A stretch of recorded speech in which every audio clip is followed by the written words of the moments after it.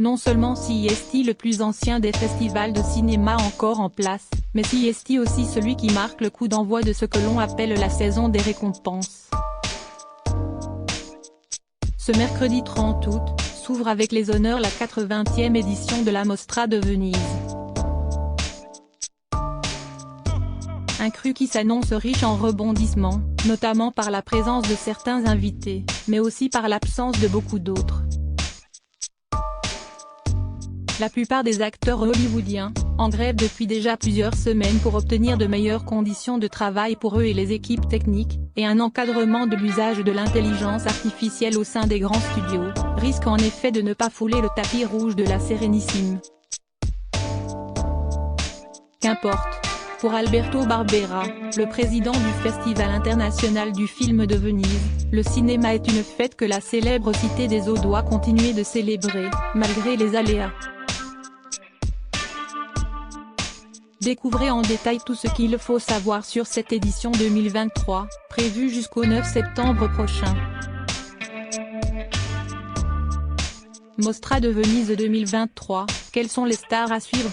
Alors que de nombreuses personnalités américaines, comme Emma Stone, Michael Fassbender ou encore Jessica Chastain ne feront pas le déplacement à Venise pour continuer à soutenir la grève des scénaristes et des acteurs à Hollywood, certaines seront tout de même bien présentes, notamment celles étant membres du jury du festival.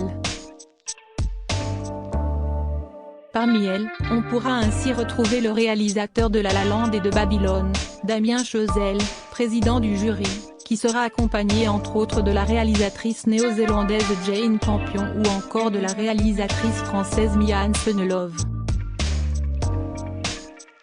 Côté sélection, la plupart des réalisateurs sélectionnés n'étant pas contraints par leur syndicat à ne pas faire de promotion seront bel et bien là.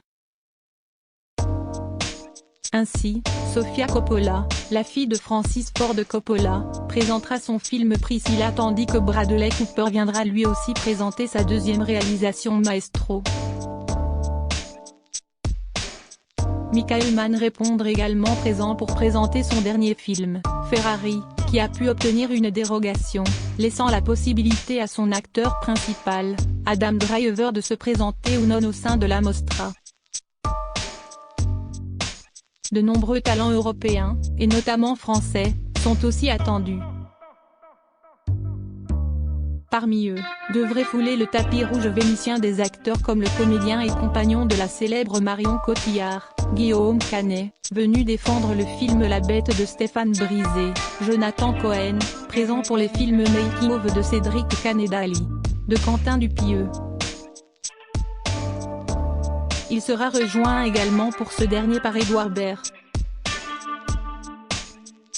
Côté femmes, Pénélope Cruz, Léa Seydoux et Anaïs de Moustier seront également de la partie. Quels sont les films favoris en sélection officielle ? Parmi ceux qui sont les plus à même de faire sensation auprès du jury, certains films se démarquent déjà. Le nouveau long-métrage de David Fincher, The Killer, centré sur un tueur en série est l'une des principales attentes, mais ce sont les films biographiques qui cette année se taillent la part du lion. En premier lieu, Ferrari, réalisé par Michael Mann et avec Adam Driver dans le rôle d'Enzo Ferrari. Un autre biopic devrait également beaucoup faire parler, Maestro 2 avec Bradley Cooper, qui raconte la vie de Leonard Bernstein, l'homme derrière des comédies musicales cultes telles que West Side Story.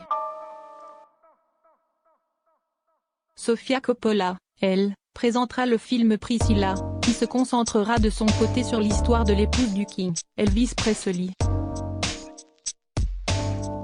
La compétition américaine et du reste du monde s'annonce rude, mais la France n'est pas en reste.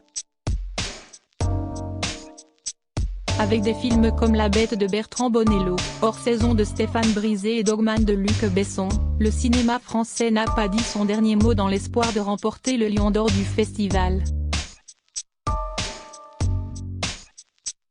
Qui sont les réalisateurs les plus primés à la Mostra de Venise ?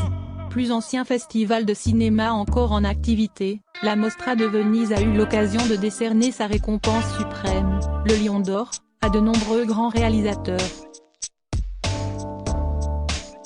À l'image de la Palme d'Or à Cannes, le Lion d'Or est une récompense qu'il est difficile d'obtenir plusieurs fois au cours de sa carrière. Seuls 4 réalisateurs ont pu ou peuvent se vanter de l'avoir obtenu 2 fois. Il s'agit d'André Cayatte, en 1950 et 1960, Louis Malle, en 1980 et 1987, John Woo, en 1992 et 1999, et enfin Ang Lee, en 2005 et 2007. Alors que la réalisation de films est souvent, hélas, une affaire masculine, la Mostra de Venise a contribué aussi à mettre en lumière le travail des femmes dans ce domaine en récompensant cette depuis sa création. Ainsi, Margaret von Trotta, Agnès Varda, Miraner, Sofia Coppola, Chloé Zhao, Audrey Diwan et Laura Poitras ont toutes reçu au cours de leur carrière un Lion d'Or de la part du Festival vénitien. Peut-on assister à la Mostra de Venise ? À la différence des cérémonies telles que les Césars, les Oscars ou encore le Festival de Cannes, qui sont difficiles d'accès pour le grand public, la Mostra de Venise est un festival de cinéma ouvert à tous, qui permet à tous les amateurs de films et de stars de venir assister à une projection. Si la presse et les professionnels peuvent obtenir une accréditation leur permettant d'assister au film de façon gratuite, le grand public peut lui acheter des tickets pour une projection sur le site officiel du festival. En fonction de la salle et des horaires, le prix d'une séance peut varier entre 7 et 50 €. Un abonnement à une salle particulière du festival est même possible durant toute la durée de la Mostra, permettant aux chanceux d'assister à l'ensemble des films projetés, à une certaine heure ou non, durant le festival au sein de cette salle. Là encore, les prix peuvent varier et aller de 35 à 1 600 € pour la salle la plus prestigieuse du festival. Où et comment suivre la Mostra de Venise 2023 ?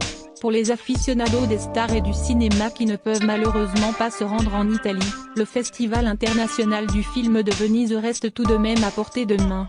En effet, la Mostra de Venise étant en partenariat avec la chaîne française Canal+, les cérémonies d'ouverture et de clôture seront diffusées sur la chaîne, ainsi qu'une quotidienne présentée par Antoine Decaune pour suivre au jour le jour l'actualité du festival. Gala.fr ne sera également pas en reste tout au long de la Mostra. Nos journalistes vous partageront aussi sur notre site et sur nos réseaux sociaux, notamment Instagram et TikTok, toute l'actualité de l'événement durant l'entièreté du festival. N'hésitez donc pas à suivre nos comptes pour ne rien manquer de ce grand moment de la saison cinématographique. Quels ont été les moments les plus marquants de la Mostra de Venise 2022 ? Si la Mostra de Venise 2023 s'annonce palpitante, sera-t-elle à la hauteur de celle de 2022 ? L'an dernier, le Festival de Venise avait fait fort notamment en récompensant d'un Lion d'Or d'honneur pour l'ensemble de sa carrière la grande dame du cinéma Catherine Deneuve. Un prix remis par un jury présidé par une autre grande actrice, Julianne Moore, qui avait alors repris le flambeau laissé par Bong Joon-ho. La comédienne avec l'ensemble de son jury avait choisi de récompenser la réalisatrice et documentariste américaine Laura Poitras du Lion d'Or pour son film Toute la beauté et le sang versé. La France n'avait pas non plus été en reste, grâce à la réalisatrice Alice Diop qui avait reçu le Lion d'argent et Grand Prix du jury pour son film Saint-Omer. Crédit photo, SGP.